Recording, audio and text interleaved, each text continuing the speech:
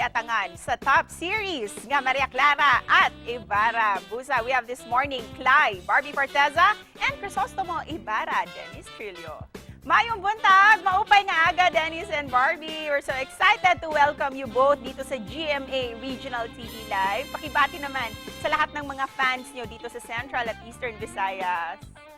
Maayong buntag po at maupay nga aga GMA Regional TV Live. Hello po, Miss Cecil. Maayong buntag sa inyo lahat, sa lahat ng mga nanonood ngayong umaga. Kamusta kayo? Sana maayos kayong lahat dyan. Barbie, marami sa amin ang mas nakitaan ka ng galing sa acting dahil sa performance mo dito sa Maria Clara at Ibarra. Ano yung motivation mo para mas galingan pa yung ginagawa mo? Siguro yung ever since motivation ko naman po, syempre gusto ko naman din po talagang ma-recognize hindi lang bilang artista, kundi bilang actress talaga. Para 'di ba yung hopefully yung respect nandun and it lasts longer than fame. So yun. Ikaw, Dennis, personally, ano yung mga natutunan mo while taping Maria Clara at Ibarra? Unang-una, syempre, mas naintindihan ko yung kwento. Visually, mas naintindihan ko kung ano yung mga nangyari.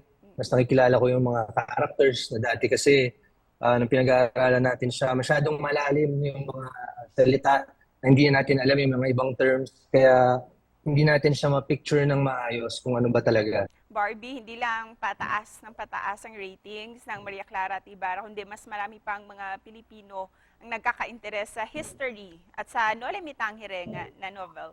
Anong masasabi mo tungkol dito? Kami naibalik namin yung Philippine drama tungkol sa Philippine culture, tungkol sa Philippine history, yung talagang sariling atin, naibalik namin yun. Na even nung past Halloween, ang daming nag-costume na Maria Clara at saka mga Crisostomo Ibarra. Yung iba, Padre Salvi, gumawa sila nung buhok ni Padre Salvi. So, Bunot. nakakatuwa.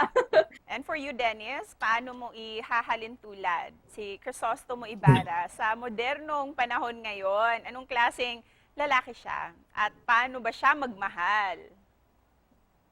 Siguro siya yung siya yung ideal na lalaki ng bawat dalagang Pilipina o ng bawat dalaga. Kasi halos na sa kanya lahat. Mayaman, edukado, mapagmahal sa pamilya, mapagmahal sa kanyang nobya. Pero para sa inyong dalawa, kung may isang bagay kayong dadalhin mula sa panahon ni na Maria Clara at Ibarra, ano ito at bakit? Magdadala ako ng video cam o kaya ng camera para secretly kukunan ko sila, ma-preserve ko ano yung mga nangyayari noon at meron tayong mas magandang reference, di ba, na makikita, mapapanood, mapag-aaralan. Siguro para na lang sa aming mga babae, siguro yung sana maibalik yung pagiging conservative. And with that, before we Anytime. end this interview, ano yung mensahe ninyo para sa mga kapuso natin? And of course, please invite them na subaybayan ang Maria Clara at Ibarra gabi-gabi.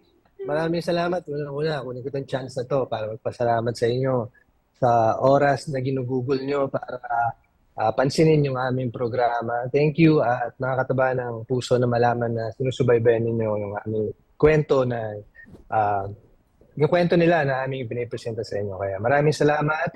Maraming salamat po dahil minahal nyo po ang programang Maria Clara at Ibarra. At dahil doon, lalo kaming nai-inspire na pagbutihin pa yung trabaho namin. Thank you din sa iyong dalawa, Barbie at Dennis. Congratulations sa buong Maria Clara at Ibarra team. Daghang salamat!